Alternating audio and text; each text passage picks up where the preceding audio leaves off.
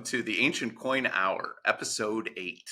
In this episode, we're going to talk at length about going to coin shows because Josh and I are attending one, and we'll just give you a little bit of hints and tips and tricks that we've learned over time. And then the second part of this episode is an interview with somebody that we consider, one of the experts of our coin group, Robert Hoppensteadt. He is a provincial Republican expert with 30 years of, kind of real understanding of ancient coins. And anytime you get a chance to talk to somebody like that, it's extremely valuable. You can learn so much. I think there'll be a couple of things that are valuable to a new collector, particularly around kind of how he found his area of interest after a while and kind of honed it in. And that's a good way to learn.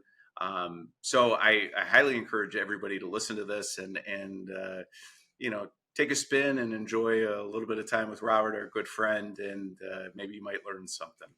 That being said, Josh, how are you doing today? Oh, I'm doing great, Dean. I'm really looking forward to the next week when we will be having a booth at the ANA World's Fair of Money. It's one of the largest shows in the country, and I am so looking forward to it. Looking forward to seeing friends and new friends, old friends. It's going to be great.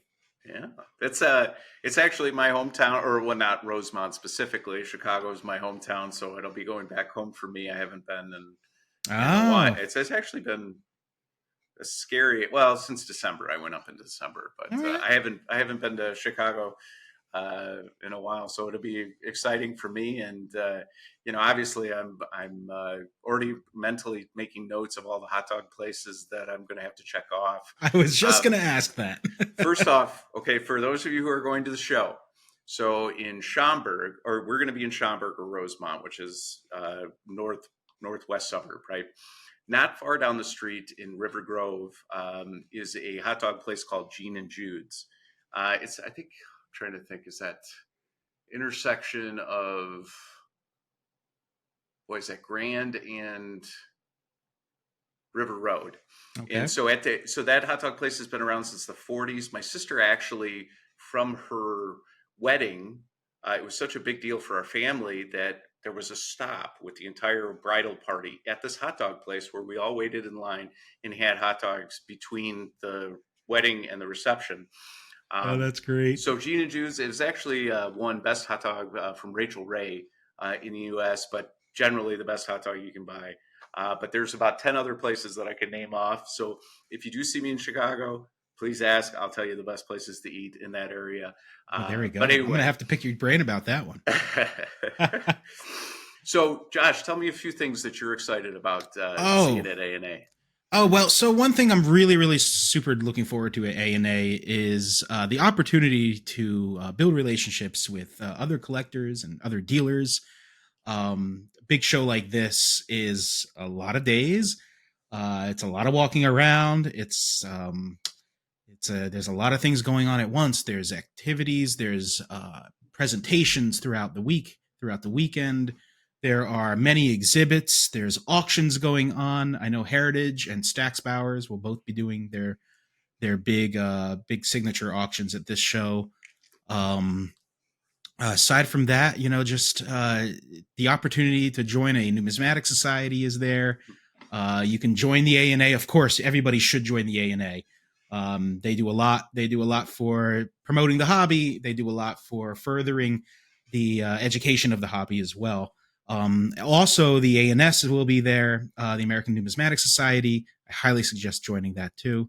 It's an incredible group of academics who really have poured so much into the area of numismatics over the last 100+ years or something like that. And our booth actually will be right next door. Right. Table 1531, Dean, right? 1531. That is 1531. So our friend David Hendon will not be next to us, but there are a couple other people that we will be very happy to introduce you to. And yeah, certainly we encourage membership in the ANS. But hopefully one of the other things that, some of our viewers feel pretty good about is we have introduced him to a few of the players in the industry. And actually, if everything had worked out the way we had, we would have had Aaron Burke on here, and we would have introduced you before the show. Unfortunately, it didn't happen, but we'll introduce you after the show. But you should have at least a level of comfort to start a conversation with some of these guys because, like I said, the value of coin collecting or ancient coin collecting is the networking, the getting to know people, there's so many brains with so many different areas of interest that it just can, picking somebody else's brain, give you ideas about how to collect and all that kind of stuff. So hopefully some of you guys get a chance to talk to Mike Esfoda and Zach Beasley and a lot of the other guys that we've introduced you to. Do you have, Josh, do you have anything that you are in the market for that you're excited for? You know what? Honestly, personally, I've been seeking out Roman Republican. I'm sorry, not Roman Republic. Roman Emperor wives denarii. So that's kind of one thing that I've been playing with, focusing on. I've been doing some reading and some research. As you'll hear in Robert's interview, the thing he stresses the most: do your research before you buy your coins. That's right. So I've been doing my research on those. It's an area that I'm familiar with, but I don't really know a lot of the the specific coin types and things like that. So I've been slowly looking at that. So I'm looking for good examples, really nice, EF or better examples that are Does Zenobia hit that list? That's of course. Interesting question. Yeah, that's it. Yeah. I really want a Zenobia denarius. I think you should go for one. I mean, if you have one and you're listening and you're coming to the show and you happen to have an extra, come and bring it and share it with the dean. Sucker right here. Just look. That's it. Sucker. Yeah. I think that I've always flirted with the Sicilians, but I've never really closed in, and I don't really have like a specific one that I'm after. There's so many different kinds, but I'd like to have a nice one with a nice charioteer on the back, and I just haven't decided. I really got to look and feel comfortable because those things have gotten out of hand. They're very expensive right now. They're still like at the bottom affordable, but the top has gotten kind of out of control. Actually, you mentioned the heritage. There's a few of them in there that are impossible. There's some stunning. And you'd be competing against some of the. Anyway, so but that's what I'm hoping for. Is there anybody you're looking forward to talking to? I'm looking forward to chatting with all the regulars that no one specific. I mean, there's a lot of dealers that I've seen at now shows for the last several years. And so I'm looking forward to seeing like Dr. Keith will be there. I'm pretty sure. Oh yeah. George, I'm looking forward to is meeting George's. Yeah. He will be there. I know this is I think the only show he might be doing in America. He's a great dealer. I've heard legendary stories of his inventory. So if you see an ancient table with 1 million people flocked around it, that's probably him. So I'm looking forward to that. Ed Waddell will be there. I always have fun looking at his inventory. Shanna Schmidt will be there. Her inventory is incredible too. So, and of course the Burks will be there, and C&G and all the other companies. And one guy that's not like maybe national, but that for people that like Osgroves, James Beach will be there. He's great. Yeah, he's from Michigan, actually. Yep. Yeah. And I met him in Chicago a few years back, and so he does the kind of the Midwest. But he has an incredible bronze collection that he brings everywhere. I actually think it was his father's that he's just been adding to and bringing with him. But anyway, James, definitely has some incredible bronzes. Yeah. So, he's got a great inventory too. So make sure, what's it called? As people are coming through, make sure you come and find us. Say hi. Take a look at the coins. Feel free to be comfortable and relaxed. And just have a good time. I'm excited about it. We'll do a bunch of videos to keep people up. I'm sure there's going to be like, crazy gold things and all kinds of stuff that we'll be able to show off. So we will share, via social media, whatever's interesting. Yeah, we're gonna look into trying to do maybe like a YouTube live type thing where we can do some streaming throughout the some quick streaming videos throughout the week. So Absolutely. Take you with us if so you can't come. keep keep tuned on what's happening at the Ancient Coin Hour on YouTube. That's right. So, with that being said, you got anything else for him, or are we able to turn it over to Mr. Robert? Let's jump into Robert's discussion with us because it's really good. He's so much fun to chat with. Yeah, it's Awesome. going to be a great interview. All right, everybody enjoy. Talk to you later. Well, I'd like to welcome everybody here. We have Robert Hoppensteadt, who is a guest visitor for us today. He is actually joining us. We've been doing a series kind of on auction houses and where to buy from. Robert is kind of what I would call a expert at all ancient coins. So we're going to use his brain of ancients to try and help you guys learn and understand. Robert's been collecting for years and years. He's a member of the Ancient and Medieval Coins group. And I have been talking with him for about 5 years now. Josh has been friends with him for a long time. Very well respected in the community, and probably has one of the coolest collections that I've ever seen. So welcome aboard, Robert. A real pleasure to have welcome, you. Robert. Welcome. Thanks. Hope you didn't oversell me just there, but I'll do what I can.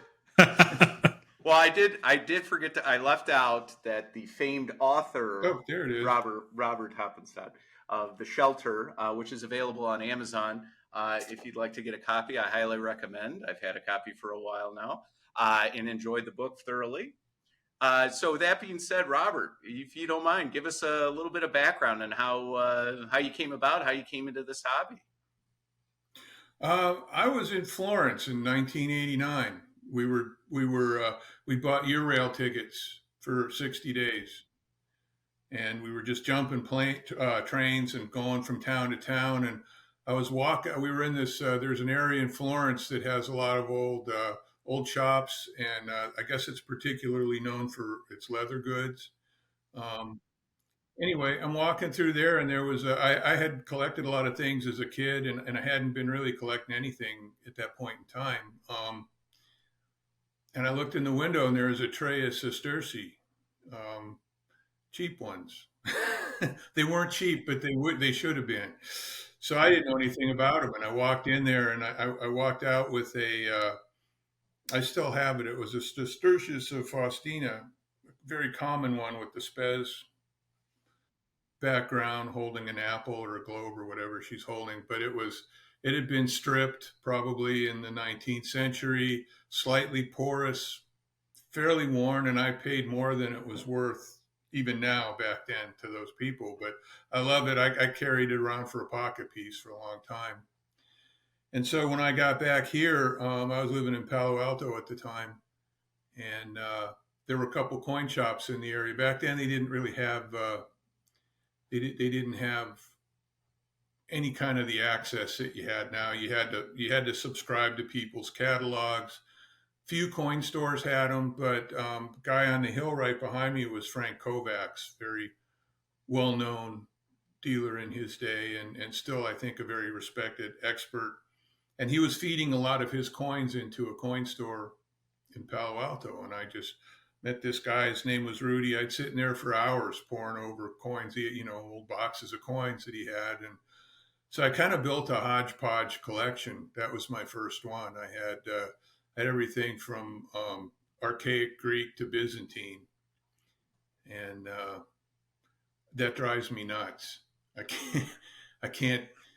I reached a point where, like, what am I doing here? I got this giant accumulation, and so I actually sold most of those back to Rudy, and he sold them. I consigned them through his shop, but I kept the nicer Republican pieces I had, and had some nice coins in that collection. I had a gold early Republican 60 as piece.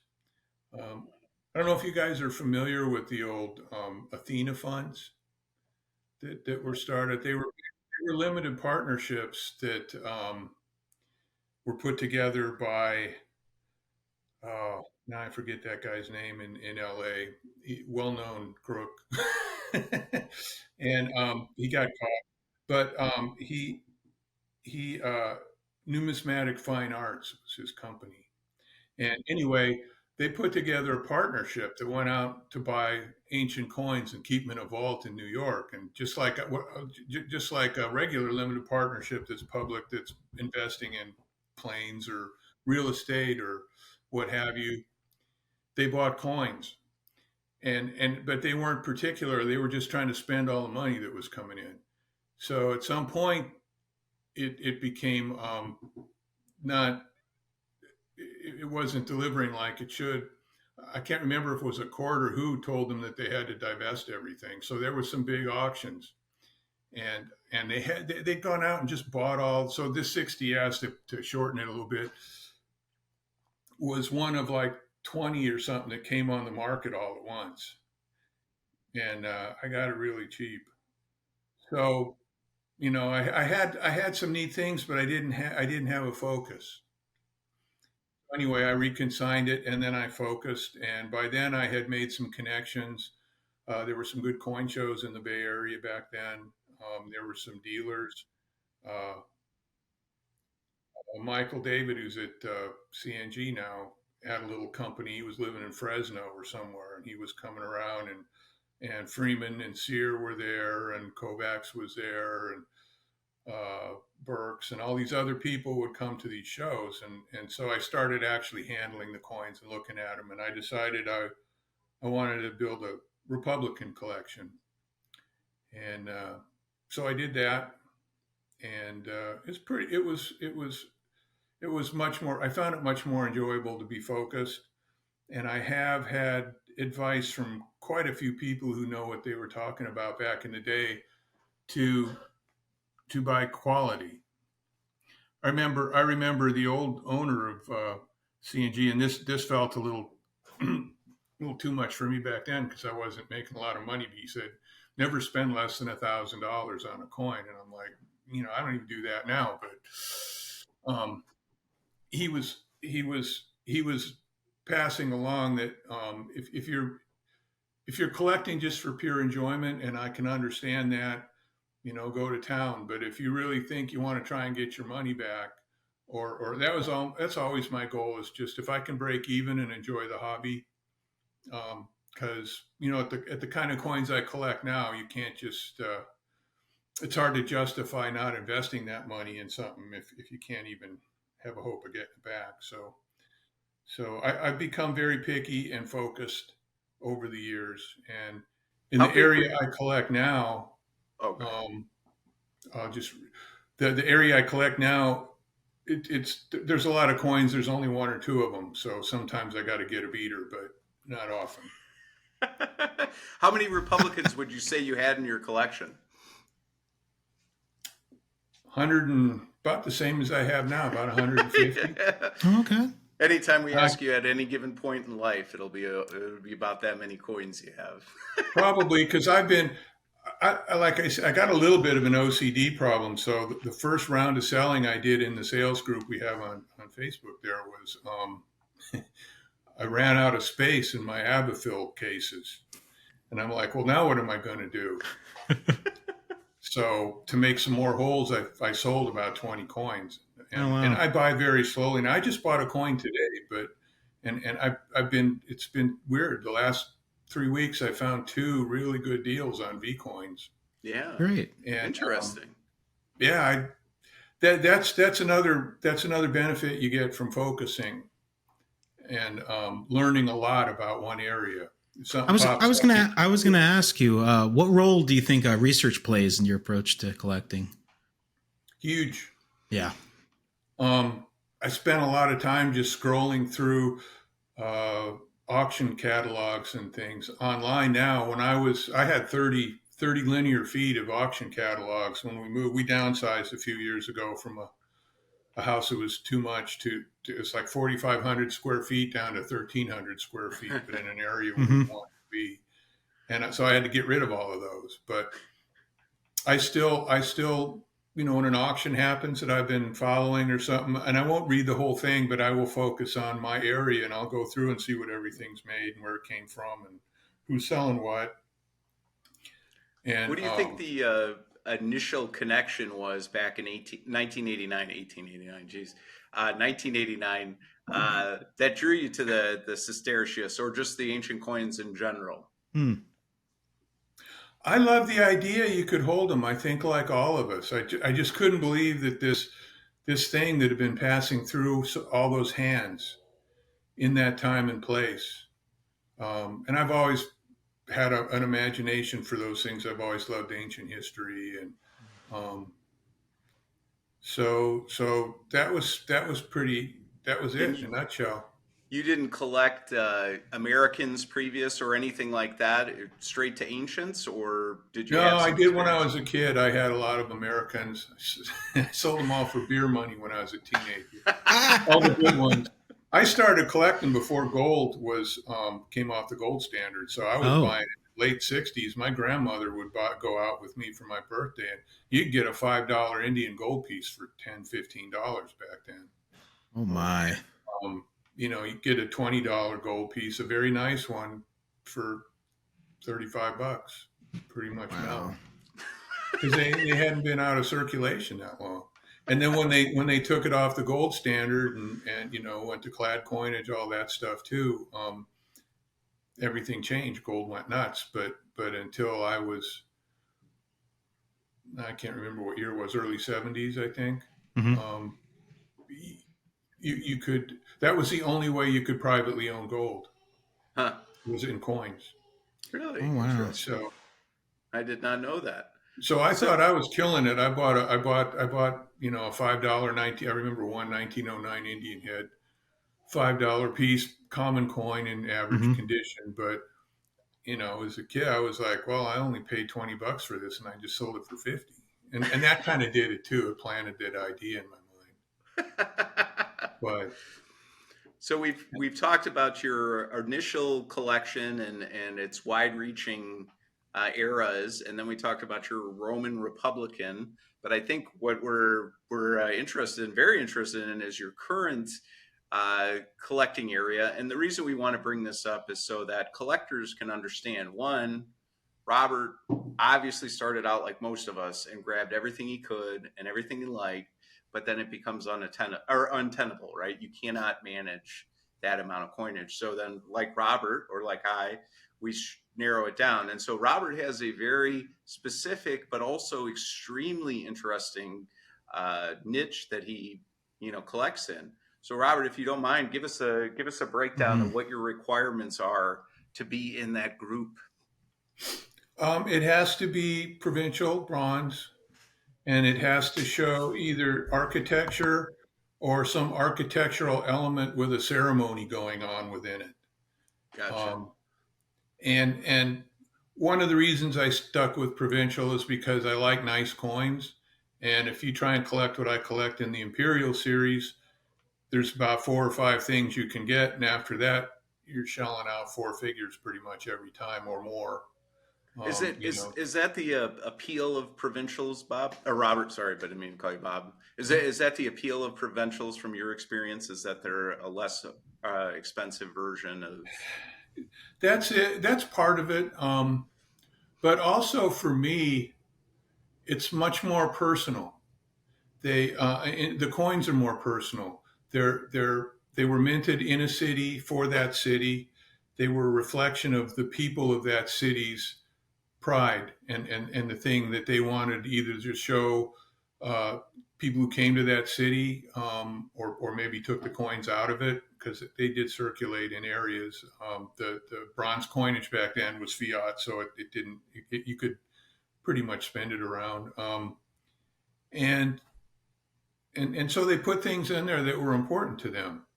And there's a lot of pretty neat reverses. We don't even know what they're about, but the people back then knew what they were.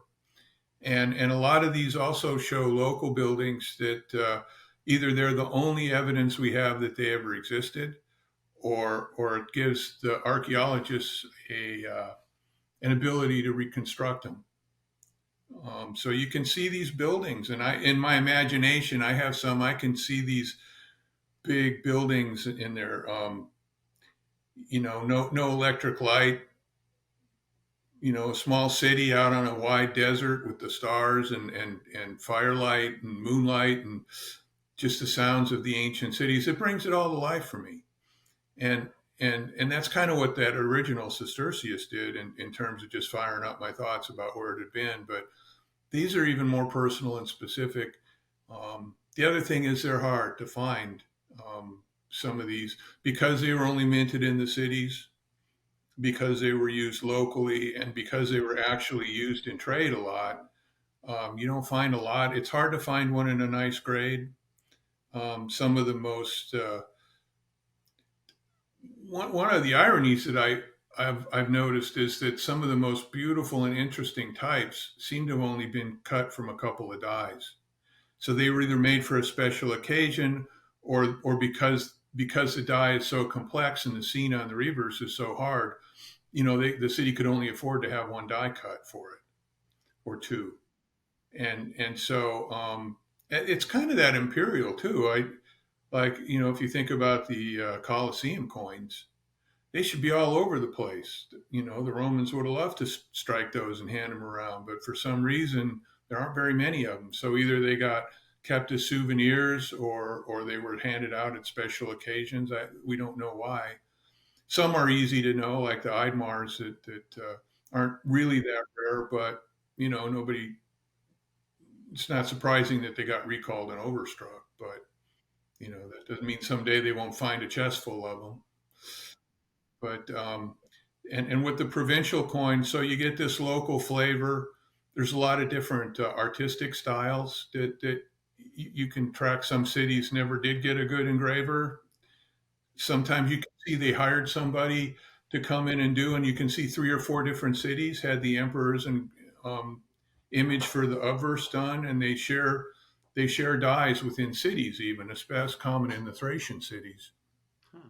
You know, How did so you come upon architecture? As Do you have a background? Did you study architecture, or is it just because no, you can visualize the place? Or it seemed the most directly connected and the most interesting to me. Uh, I felt like well, my neighbor was an architect too, where I was living in California, and he was a good friend. I don't know that influenced me that much, but when I told him I was doing it, oh wow, that's great, and he kind of boosted my ego a little bit. But I think for me, the coins I found most interesting, and I have never read a lot of the mythology and a lot of the that part of it. It seemed more concrete. Mm. So, Oh yeah. so a lot of the mythological types, a lot of the goddess types, the single standing, sometimes those seem kind of boring to me, but also they're more abstract, whereas these actually show real places. Mm. Do you They're have a not. favorite place or a favorite architectural type in there? I've got a few. I've got an almost medallion-sized coin from Amasia, Pontus, that Mm. shows the whole city on the side of a hill. Um, Oh. and it's got there's recognizable parts of it that are still there. Um, the Pontic kings are buried there, so they put the tombs of the Pontic kings are in the caves there. So they put an illustration of that. The city walls, some of which are still there. Uh, so that's one of my favorites. Um, I like a lot of the Thracian coins. Poitalia is a city that has a lot of neat coins. I like. I, I have some of the just a temple sitting there. I have one that was struck in the city that Trajan died, Oh. in Trajanopolis. But Mm. before that, it was not Sonata. Um, can't remember right at the moment, but it was renamed Trajanopolis because he was traveling, he got sick, they pulled into port there, and he died. And that city got all these honors heaped upon it. And so they built a temple to Trajan, and so it's got a picture. You can see it's Trajan there in the statue, and these Wow. guys got Latin citizenship, which was a big deal back then. They got a lot of honors just because he pulled in there and died. So that's Wow. an interesting story. I have one that it's got 4 temples, what they're called neocorit temples, which was Hmm. a big honor that was granted to a city, a neocorit, by the emperor for doing favors. And it was this one was struck by Hostilian Trajan Decius's the Trajan Decius's family, and so Decius went to war for the throne, and they had always put the battle in Italy. And Curtis Clay had written this thing after I showed him this coin. He was describing it to me. He pointed out that there was an article written that moved the whole place of battle from northern Italy to this city Hmm. because all of a sudden it had 4 neocorets.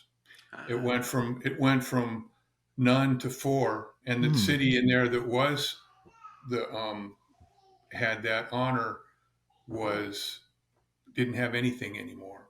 And these coins are the only reason that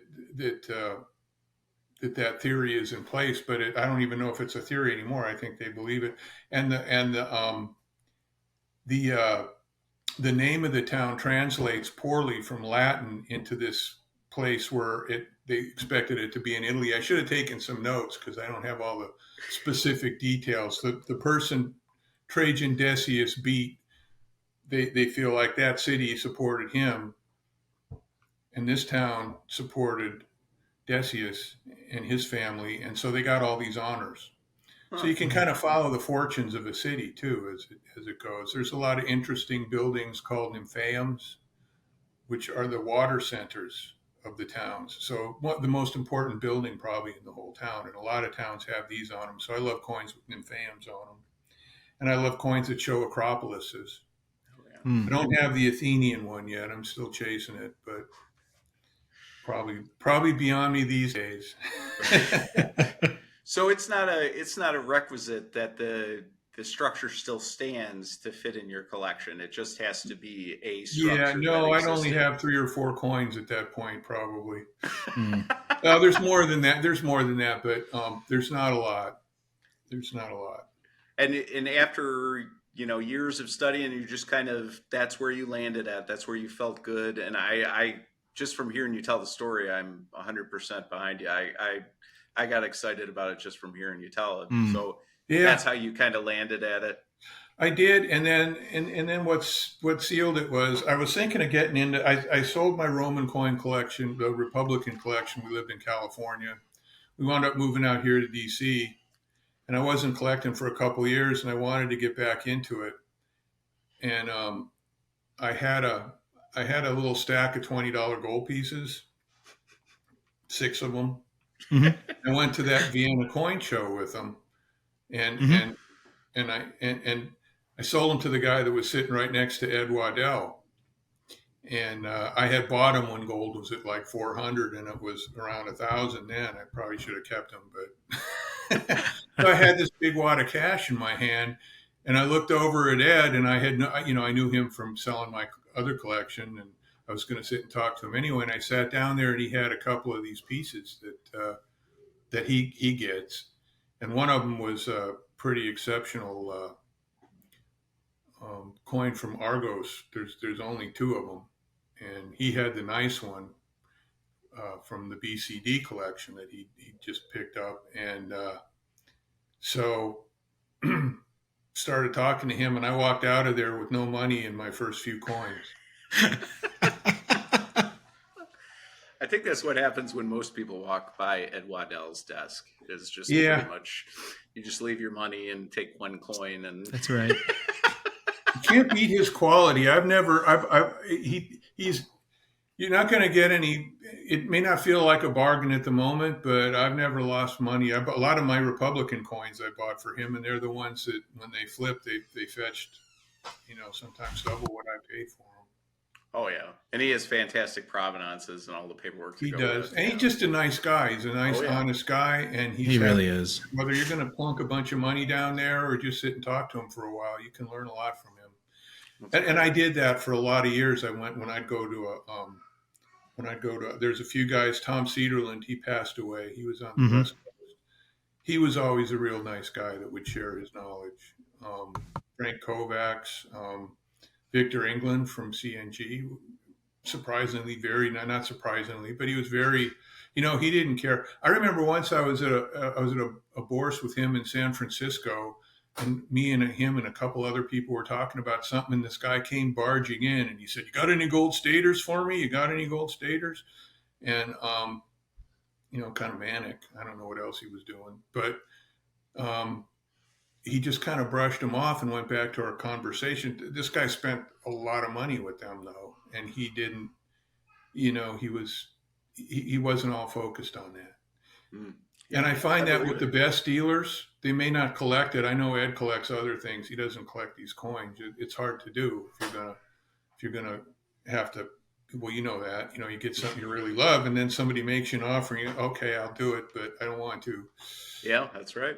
And That's and, right. and for me, some of the best dealers are the ones that are truly interested in what they're doing. They're not, you know, you could sell houses or cars or whatever, and it's really the same principle. But if it's just a commodity, that's all it is, and there's nothing wrong with that. But I get the best deals and the most knowledge from people that have been doing it a long time, or have dove into it and really know what they're doing, and are interested themselves. That's why we have you on the podcast, Robert. That's why we wanted you on because we wanted that knowledge. Oh, That's it. So if you It, had one thing to say to like a new collector who's listening right now, what would that be? do your research first. And now there's no excuse not to. When I was starting out, you had to really dig around to find places. But you know, go out to bid or six bid or numis bids, and think about what you're interested in.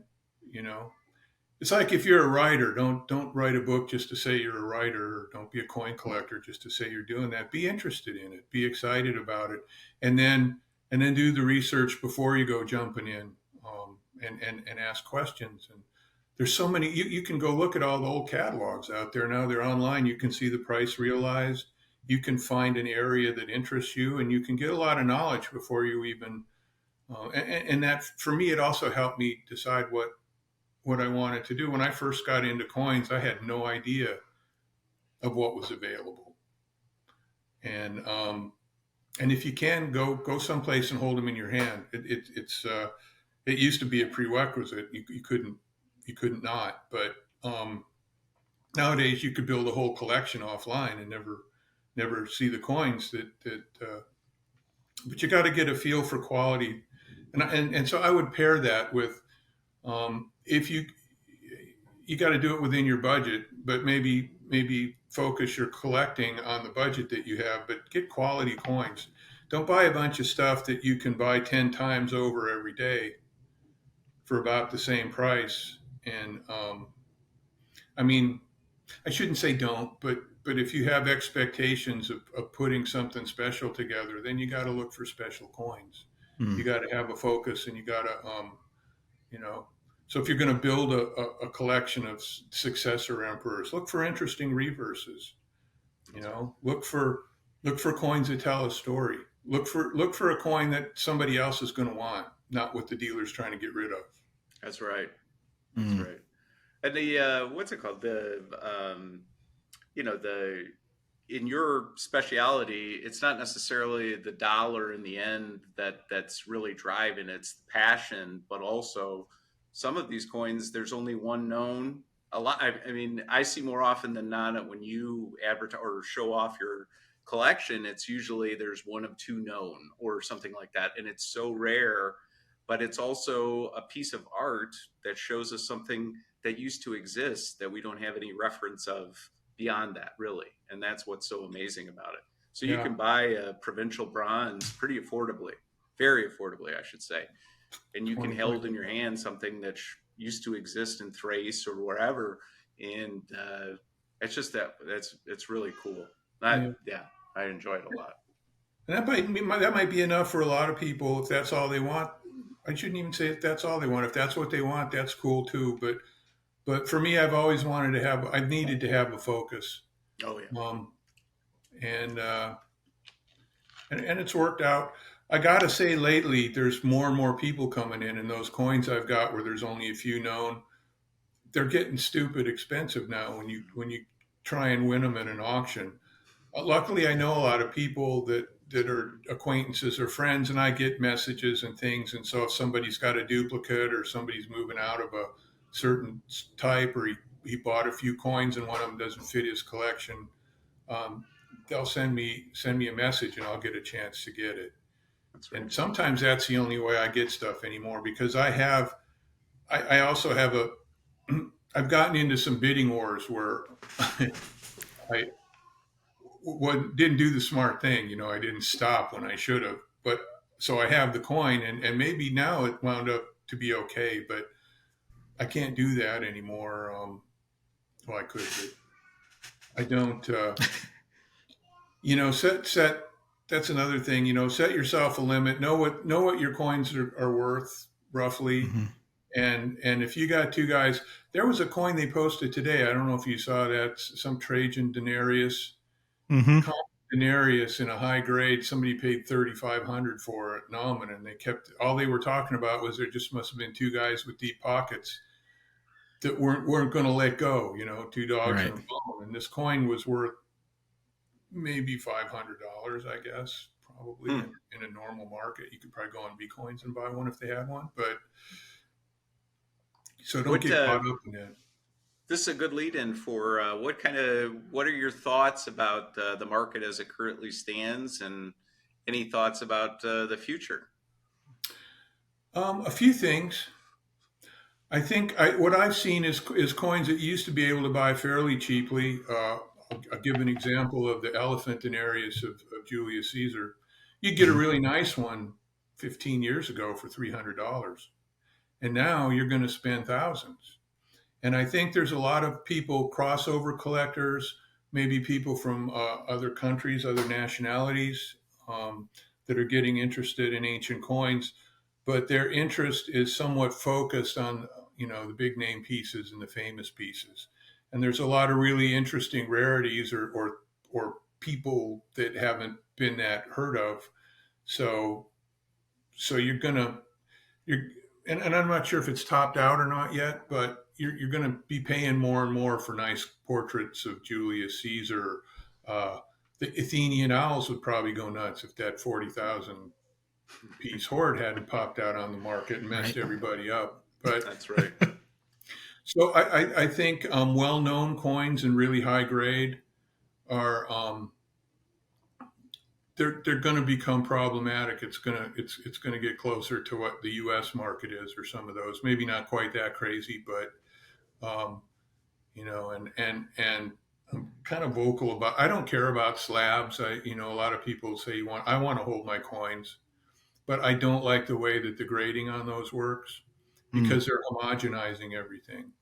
And That's they're right. taking they're making it too easy for people not to do the research and not to do their homework, and in doing that, I think they're kind of hurting the high style, and they're probably not hurting it in the long term, because there'll be collectors who can see through the case. But if it just says nice style 2 5s, that doesn't tell the whole story of some of these coins. And um, a great a, a great illustration of that would be the Alphaeus master, uh, Hadrian Sestertius. Mm-hmm.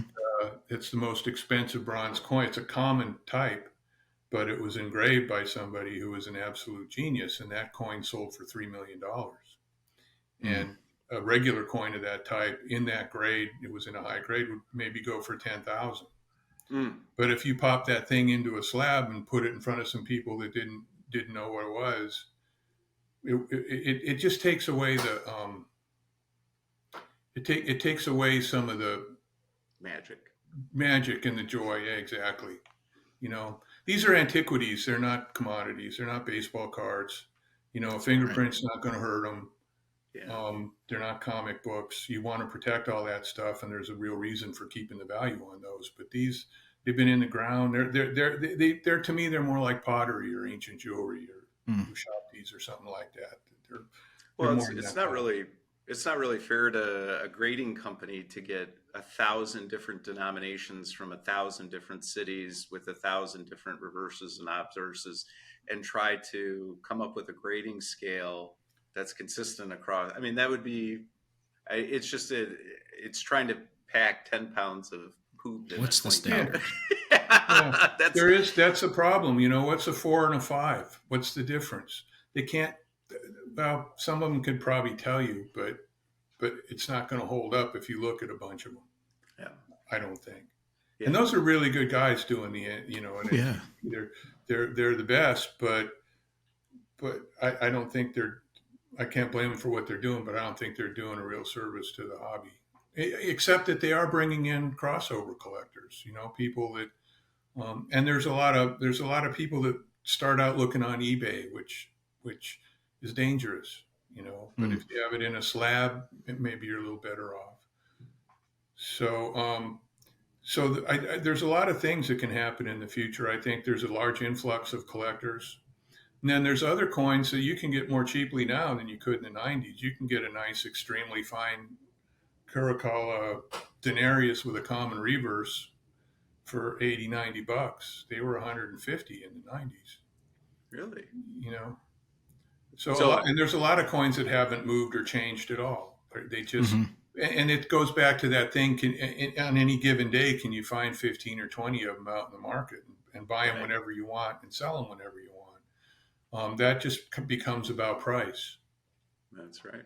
That's right. Well, Yeah, that's kind of the thinking like, Josh or I have is, when you go shopping for something and they don't have it anywhere, you got to find it somewhere, right? And so sometimes I'd like to be that somewhere and sometimes I won't be, but that's the kind of it's hard to find consistently good available coins that are easily accessible. So yeah, that's like toilet paper during COVID.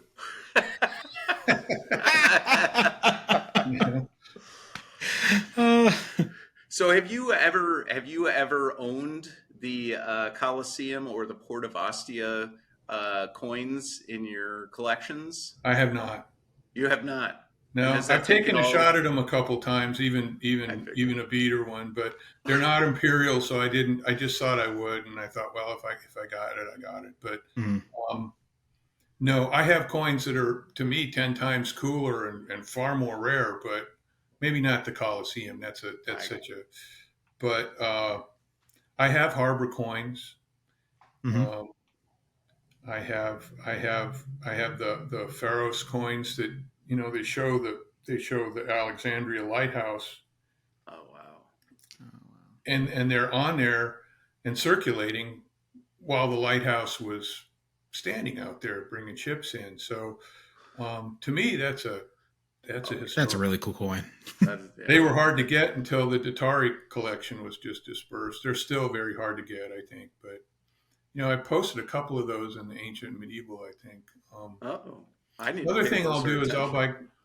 I'm sorry. Another thing I'll do is I'll buy coins that need cleaning. I know some Mm. people that can do a really good job on that, and uh, sometimes it's a roll of the dice. There's a coin that shows the Acropolis at Pella, and they call it a medallion. It's got a mountain with a big temple on the top, some buildings on the bottom, Commodus on the front. And I didn't think I'd ever be able to get one. And then one night I was on VCoins, and this thing that looked like a crusty blue green sludge thing was sitting out there. Zerke had it, and Hmm. uh, I pinged him and I bought it, and I sent it to this guy. And under all that stuff was a decent coin. Hmm. And I Wow. had tried for one at Triton that was in worse condition that went for pretty good money. So I was happy with that. So some coins I can still get, but they got to be looking impaired, and you just got to be able to have an eye of what that is. What's going to be under there? Is it going to be a bunch of pits? Hmm. Still going to be a patina under the oxides, or is it going to be ugly and pitted? And Right. Yeah, that's something we definitely have to cover coming up is how to look at these not just as a finished piece, but sometimes you have to look at it as a incomplete piece that maybe somebody can help you take to the finish line? Yeah, I used to be much more militant about cleaning coins and things. I think maybe that's just as a loving the history and coming in thinking people were cheating, and if you're pushing a patina on a nice bronze in a catalog, then it should be a real patina. You shouldn't have to find out that Right. Mm. somebody laid that down after they stripped it, filled all the pits, and put a nice new finish on it. Hmm. So that's one thing that's wrong. But then if you get the real deal, or if you can clean something, like I don't mind if a coin's patina is so chemically mixed and challenged that they have to take the whole thing off. As long as they don't tool the coin at all Hmm. and just leave that just darken the surface back up, that's fine with me.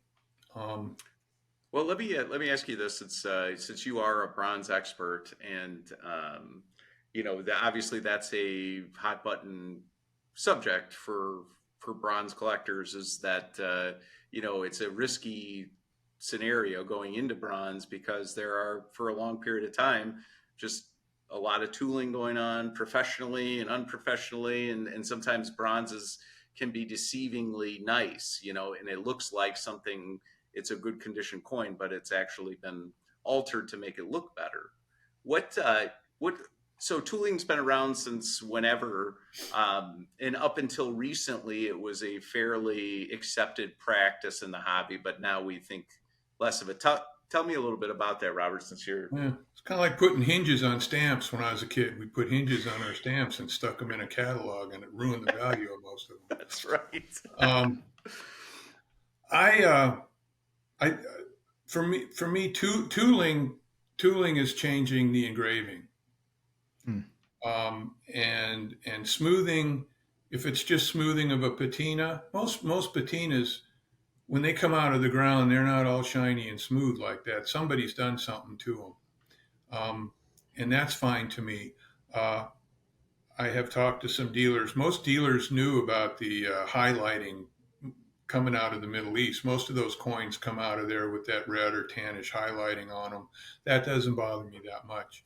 Um, so you have to be accepted of the fact that while gold and silver, especially silver, can become corroded and get horn silver on it, etc. Bronze is even more susceptible, and it needs to be conserved sometimes because it can get Mm. bronze disease. It can be you can have incrustations on it that make the coin really ugly. And I know some people that would say, well, that's part of the history of the coin. You can't touch it. But I don't. I'm not in that camp. I don't feel like I don't feel like coins that are pitted, corroded, etc., should be filled in with epoxy and then patinated back over. I don't think that tooling should be done and then reapply patinas. And some of these guys can build a patina; you can't tell the difference. Oh yeah. Um, but early on, and still now, some dealers, and I would mention Ed as one of them, but there are plenty. Aaron Burke. There's a lot of people that will, for a small percentage, they'll represent you at an auction. So if you're really going to spend some money that means something to you, I used to go through Ed, and he would examine the coins in hand. And there's a lot of times he'd come back to me and say, I'd stay away from this one. It's been filled. Mm. Those guys, he's been selling coins of high value. He's got a lot on the line when he buys a coin and tries to Yeah, he sell it. does. Yeah, his name. It's So, true. they've developed an expertise in that. And so I'll pay the 5% or 3% or whatever to go through someone like that. And also that helps if you're going to spend a little money on an overseas auction. They usually get better exchange rates. You don't pay all that shipping because they're there and they pick it up. So there's a lot of good reasons to do that, but a lot of it comes down to just trusting who you're dealing with, and Mm. then also having an eye for what a coin should like. It goes back to the research. If you know what it should look like, most of these coins have a style. Usually, you can find a die match. I found a lot of coins that look kind of dicey to me, so I spent the time to go out to RPC or I'm waiting for that last volume to come up, but you can still find online. You can find a lot of these coins, and you can find a die match, or you can That's right. find at least a coin engraved by the same person, because a lot of times they made multiple dies, and you can tell by the style that it was the same person that did it.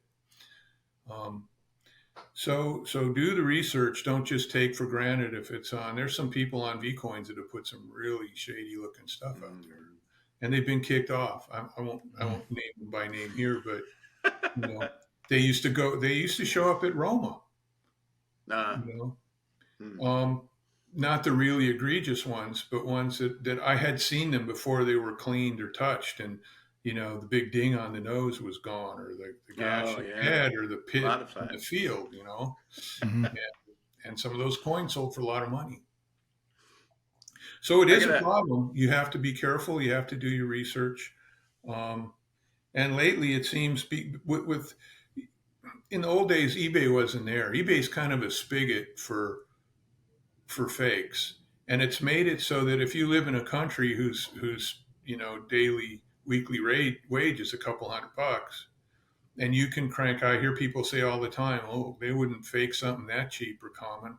Well, if you can crank out 500 coins and sell them for $10 a piece, there've been a lot of late Roman bronzes coming out that were faked, Hmm. Yeah, there's a huge and horde of Yeah, them you wouldn't recently. think so. you wouldn't think so. But if you bang them out and let them soak in a vat of chemicals and come up with a halfway decent looking patina, and then put them out on eBay, Who knows? yeah. Who knows? So you just got to be careful and deal with people, and don't buy from dicey sources. Hmm. So I will say one, you broke my heart a little bit because you told me Ed Waddell did not have a secret collection of coins that I only assume would have been the greatest thing ever made. So that Yeah. broke my heart a little bit, but to Well, kind I of don't put know a, for sure. He's told me he did. He told me what he collects, and it's not. I'm sure not. But on the plus side, you definitely have put a nice bow on two of the key tenets of ancient coin collecting to me. One is research, and two is networking and getting to know people and trying to find areas in which you can communicate with people. Because there's a lot of people that know a lot of things, and you can't know everything. And especially as you're new and you're learning, there's a lot of opportunity for you to kind of learn the hard way, and that's why we're here to try and prevent you from learning the hard way too many times. Yeah, Um, and it. I hear a lot of people sometimes, oh, it's a dangerous hobby or whatever. It really. I've been collecting 30 years, and I've never bought a fake that I know of. I bought some tooled coins, and the guy took them back. Hmm. I didn't yeah, know at the time. I said, I think this is tooled. I trade. It was a Lucius Verus sestertius, and I looked at the back, and I went, well, these robes lines look a little too straight. And even in my newbie stage, so I swapped him for another coin. He was fine with it, and he didn't do it on purpose. oh, But sure, if you're careful and if you deal with reputable people, um, the worst that can happen is maybe you'll overpay if you haven't done your research. But generally, it's a safe. It's still a safe bet, And if you're going to go out to eBay, buying coins, you're going to have as much luck buying a Attic vase or an Egyptian scarab. A lot of that right, stuff fake. yeah, Yeah. that's right, So, yeah.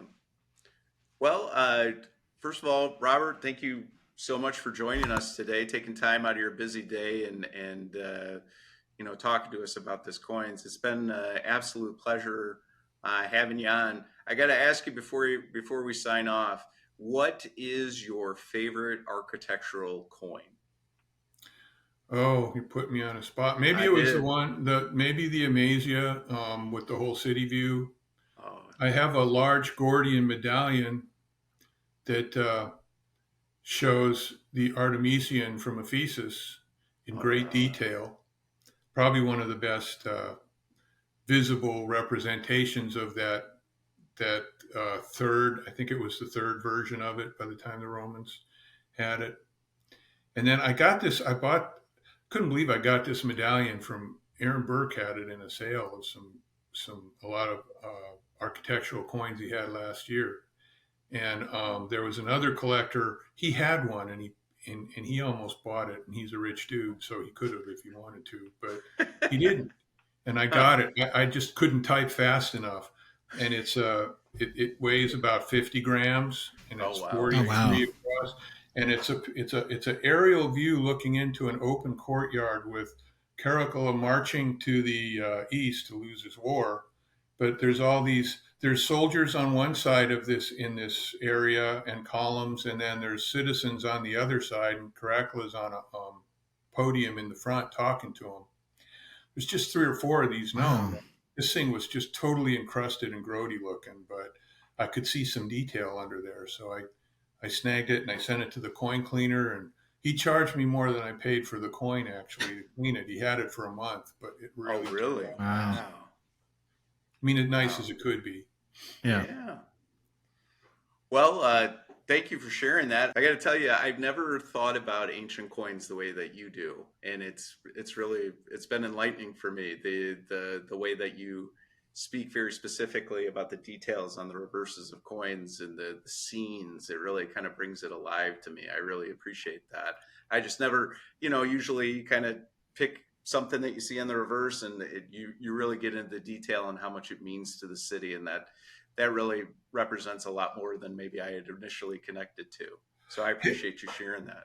Have you ever followed a docent around in an art museum, or No. just been standing there when they're talking to a crowd? And Mhm. there's a portrait of Napoleon in the National Art Gallery, and I was standing there once, and I can't remember everything she said, but I was listening pretty intently. And I walked past this painting. The museums are free here. I just go down there and wander around, but there was so much detail in the paint. Everything is like a story, and the coins are this way too. Um, if you're a writer, every word matters, Mm. especially if you're writing poems or something. It's all important. And there's all this iconographic information that's in there that we've lost in a lot of cases. But uh, the architectural stuff is more straightforward to me. But what they're holding, their attributes, like Athena with her owl, and all these things that meant a lot to them, and anybody that was spending that coin in the day would have known. Mhm. A lot of it's been lost to us, but when I heard this docent talking about Napoleon and all the stuff on the table and what it meant and what it represented, and why his hand was in his pocket and why he was wearing this hat, all these things, um, they were deliberately put there. And that's the same on a coin. That stuff's deliberately on there, and there's a lot of information in there that we don't see anymore. Hmm. Wow. Wow. It's a great take. I really, what's it called? Really appreciate your time. And, if you're out and about in Amazon, make sure you check out the shelter. Robert wrote this, and Thanks for the check plug. it out and make sure you buy. And it's been a pleasure, Robert. We look It forward to really has seeing you in been. the group. Yeah. If you got Kindle, you can download it for free. There you Oh, go. I get there paid Yeah. you by the go. word. Oh. Make sure you read it then, though, because I get paid by the word. That's right. All right, everybody, welcome back. Thanks for enjoying or staying with us to the end and listening to the whole interview with Robert.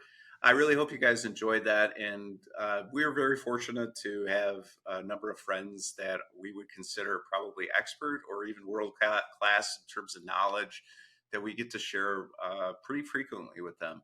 But we don't want to be stingy about it. We want to share it with you. So we will continue to bring the people that we know and that we think are very important to the industry onto the show so you get to enjoy. Josh, give them something to be excited about at A&A. Oh, something to be excited about A&A. Every coin tells a story, but it's the collectors who bring those stories to life. Ooh, that's a good tagline. I need to put that on a shirt or something. Talk to collectors, because a coin, looking at a coin is a fantastic experience. It's a great experience to go to a big show like that and be able to handle coins that you'll never be able to handle again. Pay attention to the coin, handle the coin, enjoy the coin, but also talk to the collectors, talk to people around, talk to the dealers, because that's an experience that you really won't find anywhere else. That's right. Well, and to further on what Josh said, the last time we went to NYCIC, I got to hold a $250,000 Catane and a $300,000 Sicilian There you just by go. sitting down. So that's definitely the cool thing. Josh is right. Talk to the collectors, and I will always say this to you guys: always negotiate. Don't Mm. take the list price. And probably somebody will punch me in the face when I get to Chicago saying that. Just from my perspective, always ask the question. The worst they can say is no. So, with that being said, we look forward to seeing you. And if we don't see you before, we'll see you after. Thank you so much. All right.